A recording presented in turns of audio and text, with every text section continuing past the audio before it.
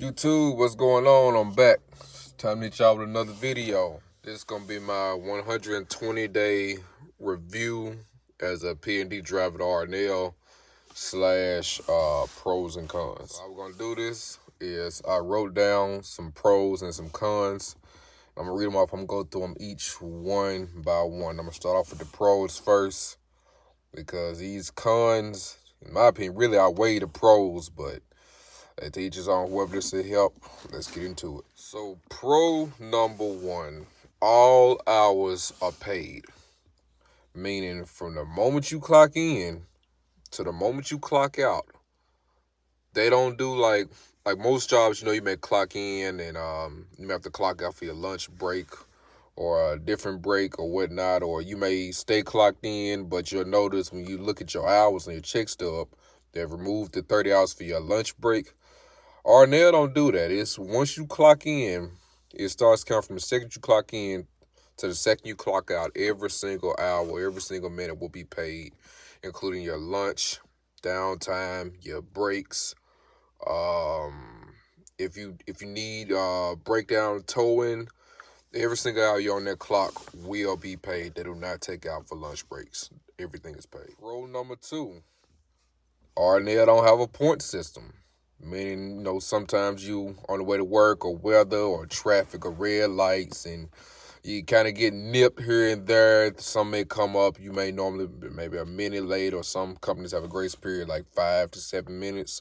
RNL doesn't have a point system. So for those that are wondering, I was late maybe once or twice or 3 times a year, or I miss a day for a sick day but I didn't have any days, is really they don't mind as long as you not always late. If you're not the one always calling up, they really don't bother you about it. Ain't no docs. You ain't gotta worry about docking your pay, or worry about disciplinary action or write up, as they say. There's no point system. So pretty much if you do your job, you show up decently, stay out the way, you ain't gotta worry about no point system or waiting for a couple months for something to fall off. If you in a bad time, bad space, you ain't gotta worry about that here. Pro number three, laid back and they don't micromanage you here. I would say in my 4 months, I started it in September of 2022. I've called my dispatcher way more than they've ever called me. It's really from the moment you get in, you get your paperwork, you set up, you do your pre-trip, you get on the road. If you don't call them, they don't call you. They don't bother you. They don't care how long it take you to do it. They just want the freight done, and you take breaks whenever you want, however long you want. There was one time, I'm gonna tell you, I was delivering, and the way that the dock workers had stacked my trailer, one of my last deliveries wasn't opening up for about 3-4 hours. And my dispatcher literally called me. This is one of the few times he's called me. He told me literally just take a 3-4 hour lunch break, and when they open up, then go deliver. They actually do that here. No, they don't. They don't knock those 3 hours off of your hours a day. It was all paid. So it's very laid back. It's like working as an owner operator without the benefits of being an owner operator, but you got the space and the freedom to do your work at your pace, how you see fit. You don't have to worry about being rushed by a certain hour. Now, minus certain businesses on your deliveries, they have closing times, so maybe like 3, 4, 5. Obviously, got to get there before they close. But other than that, they don't micromanage you. They're not calling you every 5 seconds to see where you at, how fast you going, or this or that. It's real laid back. Pro number 4. Most LTL companies don't have GPS in their phones. Not in their phones, but their tablets or ELD systems. RNL actually has GPS navigation in their tablets, believe it or not.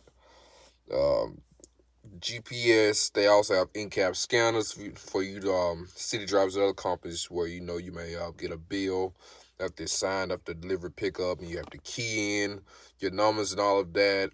It takes all that time. RNL, if the scanners are working, they have in cabs. It's really just a zip, pops to the dispatcher back at the terminal, and you keep it moving. There is no excessive paperwork or anything of that nature.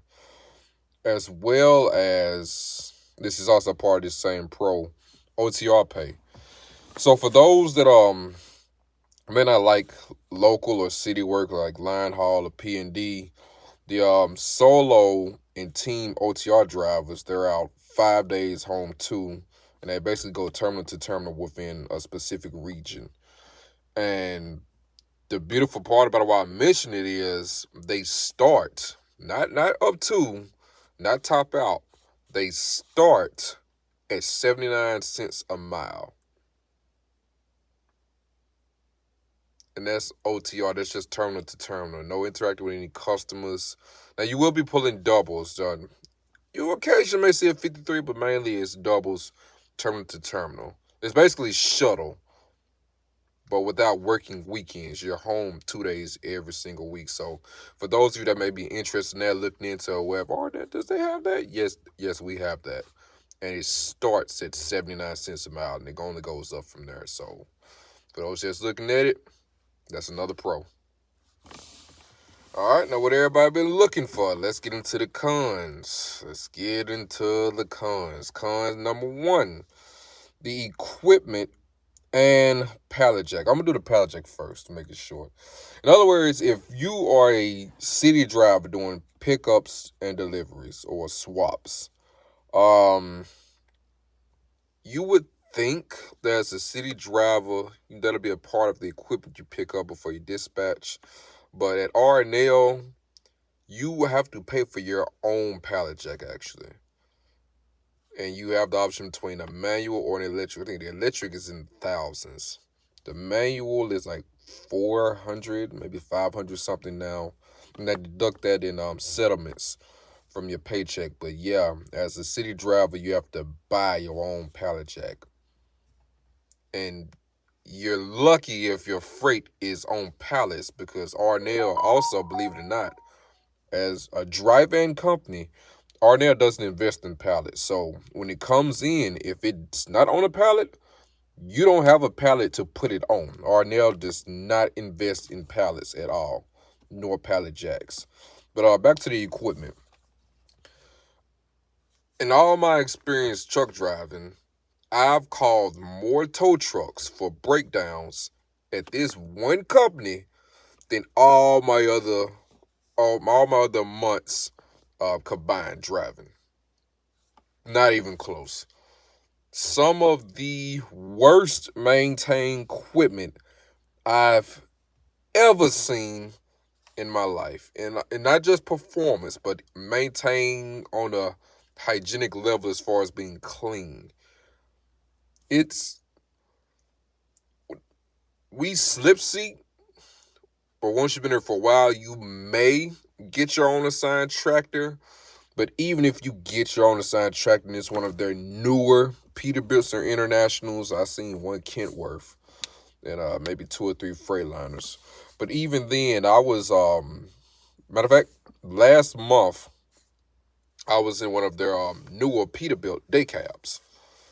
Brand new, didn't have but 6,000 miles on it. And in the middle, I say I got maybe 45 minutes up the road, and the transmission literally completely gave out on me. Like, completely. I've been in Peterbilts, and if it's not electric fault issues, it's cruise control issues going out. And I'm not talking about, these are not trucks that got like 7, 8, 900,000 miles. These are around the 300, 400, up to 200,000 miles. I've had trucks where they literally did not hold air pressure. Literally, the moment you tap the brakes, your air light is coming on that you got to rebuild air pressure, or your transmission will not shift. Yeah, I had one day where I couldn't even really take stop signs. Not stop signs. I ain't said I ran stop signs. I had to detour, take other routes to get to yields, and barely just enough completely come to a stop. I came to a stop. I just didn't sit there. Because if I stayed on my brakes for more than half a breath of air, I would literally have to rebuild my air pressure. So at red lights, I would literally have to pull my air brakes, and I just hold the throttle to make sure I had air pressure built up. I can't think of any time I've had a good international. It's the shops, they pretty much band-aid the equipment. Is It's some of the worst equipment I've ever driven, company wide. But you remember I said you had to buy your own pallet jacks? The Vets, they got brand new tow trucks. They don't buy pallet jacks. They don't invest in good quality equipment, but they make sure them tow trucks is spot perfect. Equipment and pallet jacks. Let's get into the next one. Con number 2. Now, if all R&L drivers, especially you city ones, you know exactly what I'm about. You know this when I say it. Routes and residential deliveries. I've been to places where I'm pretty sure box trucks was not even meant to be. R&L, from what I've been told, is number 1 in residential deliveries. And simply because a lot of residential deliveries that we deliver to, nobody else will accept because, for one, it's dangerous. 2, I almost gave away what terminal I'm at. There was a delivery. Actually, there was a few. Let me pick one. There was one delivery I had where I had over 33,000 pounds in a 48-foot trailer with a lift gate. Do you know that about 7 of my deliveries were back dirt road, gravel roads, muddy roads that I was expected to lift gate to homes on back roads in woods, places where the GPS and the tablet won't even pick up. That's normal and that's regular here. Like, it's if you see a dock, that's a breath of fresh air. Like, it's R&L. They tell you in interviews, we don't do residentials in home delivery. Yes, we do. We do a lot of them, and a lot of them are on roads that specifically have signs at the beginning that says no semi trucks allowed. Route types. There's drivers that have been at the terminal I'm at for over 15 years, and they're still wild boy drivers because, I'm not going to get to their personal reasons why, because they could have been lying. I personally believe they're lying. But routes. If you're okay, and if you're fine with not having a set start time, which I don't know if this is all LTL or if this R&L, I couldn't tell you. If you're okay with not knowing what time your day is going to start every day, how many stops or what area, city, or state you're even going to be in, then this will be perfect for you. Because the wild board driver loads that I take, because obviously I'm at the bottom of the totem pole in seniority, I've been places that I didn't even know exist. On these routes, at least 7 to 8 out of your stops, or let me rephrase it, 7 or 8 out of 10 is going to be places the address is going to be wrong. Your tablet going to take you one place. Your personal GPS going to take you another place. The name of the business going to be wrong. There's going to be no customer number. It was one load I had that not only did the GPS not pull it up, I called customer service and I asked them, if you can pull this address up in your personal phone, I can find it and I'll get to their location. You know, the whole entire office sat there and nobody could pull up that address in their phones, period. I've had deliveries where addresses did not exist, but they put them on the bill of ladings and they expect you to be able to walk on water with a 48 or 53-foot trailer. Those are normal occurrences of your routes. It's routes where they'll have one address on the bill of ladings and you'll call the customer and the customer will have a secondhand address that you don't have on file. And Arnell, sometimes, I don't know if it's just my terminal location or if this is a nationwide thing, but there's actually times where dispatcher said, yeah, go ahead and take it to that other address. Drivers normally, our driver's house normally delivers to me. I always take it to my other business across town, even though it's not written on this file. But if you could take it there and dispatch will actually tell you to go off of route and take something to an address you know nothing about, with God knows who that you know nothing about. That's a part of the routes here at RNL. Um, Another thing with the routes is, say you get a good route one day. I'm gonna give an example. Say you start at 8 a.m. You run through your routes, you run through your deliveries, you run through your pickups. You get done at about a sufficient time, say 2:30. You make it back to the terminal. As you're dropping your trailer off in the dock door that Doc would tell you what door they wanted in. Arnell, I don't know if it's a policy. I don't know if my dispatcher just got problems. If you finish your routes too early, they will make up swaps for you to go do to keep you from getting off at a decent time. And for Arnell drivers out there, you know what I'm talking about. If you finish too early, you finish your route, so you think you can go home. No, they will make up things for you to go do that didn't exist there. I've had yesterday, right? Prime example, yesterday. I did my route, I finished it. I got back around 2:30 actually. They waited until I parked my truck and I was about to sign out of my tablet to send me a swap. And the swap was where my last pickup just was. So they didn't send it then. That way take it all the way back. Then send me all the way back out there with the same empty trailer. I don't know if it's a policy, if it's a quota or what, but if you have kids or outside responsibilities or activities you like that you want to get off at a decent time to do, don't look for it at RNL. You're not going to get off at a decent time. I don't care how quick you finish. I don't care how good traffic is. The weather is smooth. If you finish too early, they will make up stuff for you to do to keep you from getting off.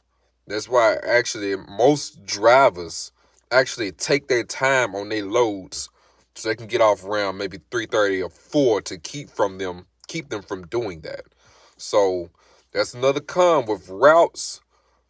You don't know where you're gonna be. You don't know what time you're gonna start, and you sure would not know what time you're getting off. So if you like the mysterious expense of a job, that could be a pro for you. But most of us like a set schedule. I want to get home by a good certain hour to enjoy the rest of my day. So that's a con, the route types. Con number 3, communication. Communication, which I think is really everywhere in trucking. I don't think it would be trucking if communication was good.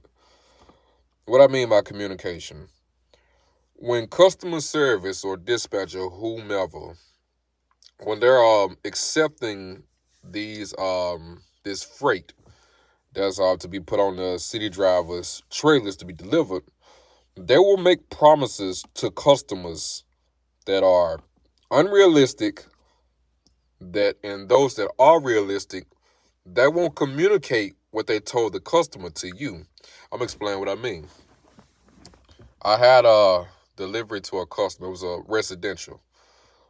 And when I got there, nobody was there. Now, you may think, no way, if somebody orders something, they know it's coming today, shouldn't they be there waiting for their products like responsible adults should?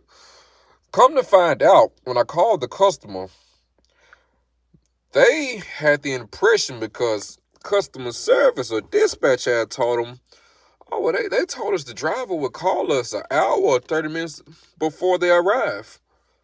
But they'll never tell you, the driver, that. They'll just give you the bill and just let you walk on out. They won't tell you this customer's expecting this. We told them that you'd be here by this time because, they can predict traffic, weather, stops. If there's an accident blocking off a lane that you may have to detour, take a different route, they can just assume that, okay, you're going to make it here by this time because, that's how it works in the real world. But it'll be customers that'll be told or made certain promises that the driver would know absolutely nothing about.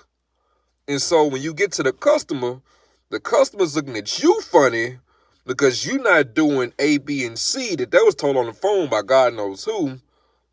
And so now you have to wait God knows how long till the customer can get there because you didn't call them ahead of time because you wasn't told you're supposed to. And now you're how much time set behind your route to your next stop, which if you got certain places that close at certain times, that just made your job that much harder.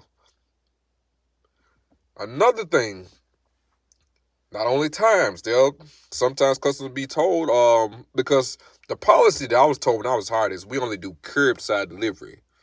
Now, curbside delivery in my mind doesn't, or what I've been educated to believe doesn't mean up their driveway into their garage. Curbside means, no, I get it here by your curb. It's not on the road, but it's curb. Customers have been made promises that, oh yeah, he'll take it to your backyard. He'll help you get it in the house. He'll bring it up your driveway. Because when you do residential or curbside, so no signature. Well, we primarily do no signatures. You have to take a photo of the freight proving that you delivered it. So I did that once recently, and I delivered it curbside. And dispatch actually calls it, no, you can't leave it there. You got to actually get it up on the premises on the property. But I was told we can't go on their property like that. We only do curbside if they can't accept the dairies. This is what I was told. I was like, oh, yeah, I hear you, but help the customer out. If you can. Sometimes I drop. But the policy told me we only do curbside. So I'm not finna go out because if something happens, and I was physically on their property where I wasn't authorized by my company in the first place, they're not going to take your word when I say, oh, well, John Doe told me, no, help him out because I'm a no, the policy said this. So communication-wise, there's going to be a lot of confusion if you're coming on here as P&D when it comes to residentials. And you will have it because a lot of our freight is residentials in places 18-wheelers don't belong. So if you thinking, oh, it's gonna be a cakewalk, I'm gonna get here, I'm gonna be home every day. I've found about 3 or 4 more great strings since I started working there. It is a stressful job because of that communication aspect of it. So for those that don't like confusion or those that may struggle with patience, this is gonna be a big con for you: communication. And last but not least, what everybody wants to hear. We don't do like ABF. You work 50 hours, you get 50 hours straight pay. Yes, let me say it again. If you work 45 hours, you don't get 40 hours straight time and 5 hours time and a half. Arnell does no time and a half, no overtime. I don't care if you work Saturday. I don't care if you work Saturday and Sunday. I don't care if you work 8 days a week, 25 hours a day. Whatever Arnell pays you at a regular hour, at 1 hour, you're going to make the same rate at hour 65. Arnell does not pay time and a half. So if you've been used to that from your previous jobs, don't look for it over here. But with them not paying time and a half, they're going to want you to work time and a half level hours. Meaning, if you're looking for a job where you can only work 8 hours and come straight home like that, this ain't the place for you. This is not, if you're looking for 10, 11, possibly 12 a day, you're going to be all right over here. You ain't going to get overtime for that 50 hours, for that 45, whatever hours. Whatever hour 1 is, that's what hour 50 will be. Straight pay. They do not pay time and a half for nothing. If they tell you in the interview, we considering going to it, they're lying to you. Do not believe that. There is no time and a half here. Now, do you get paid good? Yes. But do you get paid overtime after 40 like normal jobs do in this world? You're not gonna get it. You're not going to get, don't waste your time thinking you're gonna get it. me personally, I aim for 40 hours now a week. To be honest, that's just my That's just my strategy according to my bills, how much I need for my living. That others may be different. It is what it is. Me, I say my philosophy now is if I don't get paid overtime, I don't work overtime hours. I think that's fair, but that's just me. What works for you will work for you. But which that sucks really bad. That I sit and meditate on it, because I've had some 50+ hour weeks. That sucks. But anywho, I'm making this video way too long. That's my 120-day review, pros and cons. Would I recommend RNL? Would I not recommend RNL? It depends on your situation. It's not the worst in the world, but it's down the street from it. It's not the best in the world, but it's kin to the second cousin of it. But hey, that's it. Hey, if you got something from it, if it's something I missed, leave it in the comments. Be sure to like, subscribe, comment. If you like this video, See you next time.